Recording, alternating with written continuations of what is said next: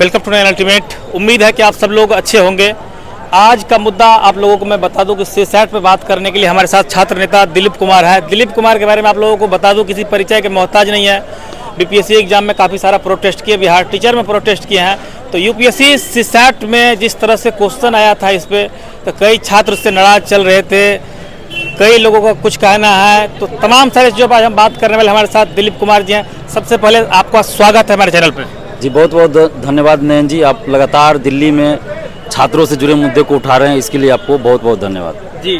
तो आप मतलब सीसैट पे क्या कदम होगा आपका यहाँ पे? देखिए, सीसैट के बारे में तो पहले से भी हम लोग जान रहे थे, और यहाँ जब आए तो स्टूडेंट्स अपनी समस्या बता रहे हैं, तो बहुत गंभीर समस्या है। सीसैट में होता क्या है, जब विरोध होता है तो एक साल कुछ सही कर दिया गया, फिर एक दो साल बाद उसका ट्रांसलेशन का प्रॉब्लम है कि गूगल मैथ्स वगैरह से बहुत खतरनाक क्वेश्चन है, और उसका इस बार तो क्वेश्चन भी बहुत सारा क्वेश्चन जो आईआईटी लेवल का पूछ दिया गया है, जो अभ्यर्थी मुझे बता रहे हैं। तो ये बड़े दुख की बात है कि भाई आप जब सिलेबस बनाए हैं और बताए हैं, तो सिलेबस के रेंज में आप उसके अकॉर्डिंग सवाल कीजिएगा ना।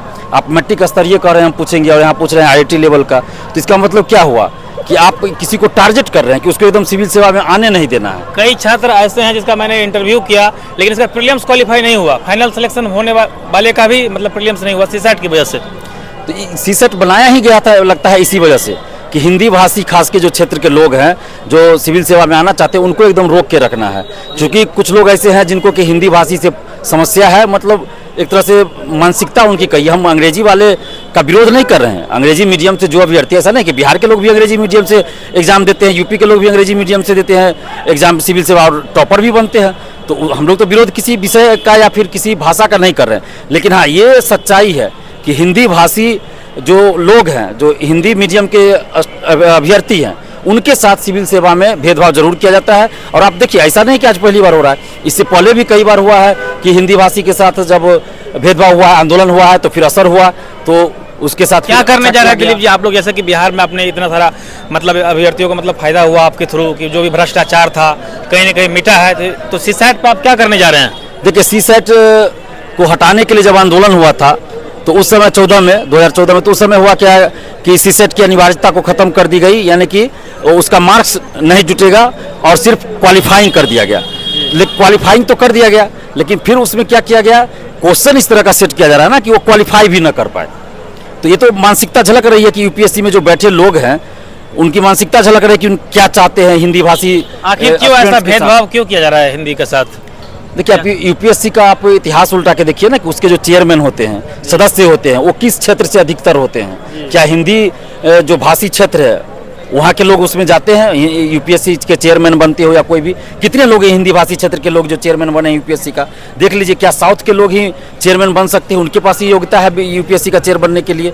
तो ये देखने वाली बात है ना कि आखिर कोई भी सरकार हो उस केंद्र में, तो ऐसा क्यों होता है कि हिंदी भाषी क्षेत्र के जो लोग हैं वो लोग जो आईएएस है ऊपर तक गए हैं, उनको क्या आप यूपीएससी की जिम्मेवारी नहीं दे सकते हैं? ऐसे कितने लोग हैं, आप डाटा निकालिए, कितने लोग हैं जो मिल जाएगा आपको साउथ के लोग ज़्यादा हैं कि हिंदी भाषी क्षेत्र के लोग हैं? तो कहीं ना कहीं एक मानसिकता है जो हिंदी भाषी क्षेत्र के अभ्यर्थियों को दूर रखना चाहती है सिविल सेवा से। लेकिन इसके बावजूद भी हिंदी मीडियम के जो अभ्यर्थी हैं वो सिविल सेवा में कामयाबी हासिल करते हैं, लेकिन संख्या बहुत कम होती है। ये बड़ी दुख की बात है। इसलिए सीसैट को मैं तो जहाँ तक समझता हूँ कि हटा दिया जाना चाहिए, सीसैट को हटा दिया जाना चाहिए। और इसके लिए तमाम जो अभ्यर्थी हैं उनको एकजुट होने की जरूरत है, क्योंकि जब तक सीसैट नहीं हटता है तो आपके साथ इस तरह से अन्याय होता रहेगा, आपको पता भी नहीं चलेगा।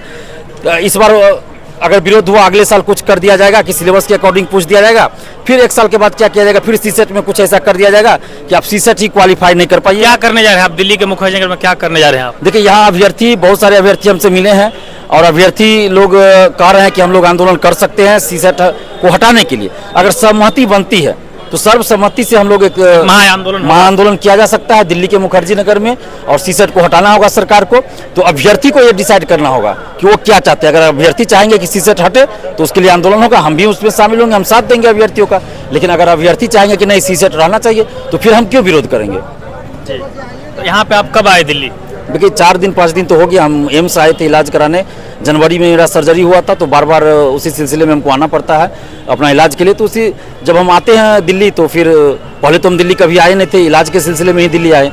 तो यहाँ भी लोग आपको पहचान जाते हैं, जहाँ भी देखते हैं तो बिल्कुल पहचान जाते हैं, और बहुत अच्छा लगता है कि चलो अच्छे कर्मों का फल कुछ तो मिल रहा है, कि लोग कम से कम स्टूडेंट्स पहचान जा रहे हैं, चाहे मेट्रो में जाए या एम्स में ही क्यों ना जाए, वहाँ भी कुछ डॉक्टर पहचान जाते हैं, यहाँ सड़क पे भी कहीं जाए तो स्टूडेंट्स पहचान जाते हैं, शिक्षकगण पहचान जाते हैं। तो अच्छा लगता है कि चलो अच्छा काम कुछ अगर किए तो उसका फल मुझे यही मिल रहा है कि लोग कम से कम पहचान तो जा रहे हैं और बोल रहे हैं कि हाँ आप बिहार में अच्छा काम कर रहे हैं। तो अब बिहार में बहुत अच्छा काम करें, और अभ्यर्थियों का ये मांग भी है, सिविल सेवा के जो अभ्यर्थी है खास के हिंदी क्षेत्र के, उन लोगों की ये मांग है कि आप बिहार में इतना किए तो कम से कम आप दिल्ली में भी कीजिए, कि यूपीएससी के जो अभ्यर्थी है उनको न्याय मिले, खासकर हिंदी भाषी जो है, हिंदी मीडियम वाले, उनके साथ अन्याय हो रहा है। तो उनको न्याय दिलाने के लिए अगर अभ्यर्थी कहेंगे तब उनके लिए भी लड़ने के लिए तैयार हैं।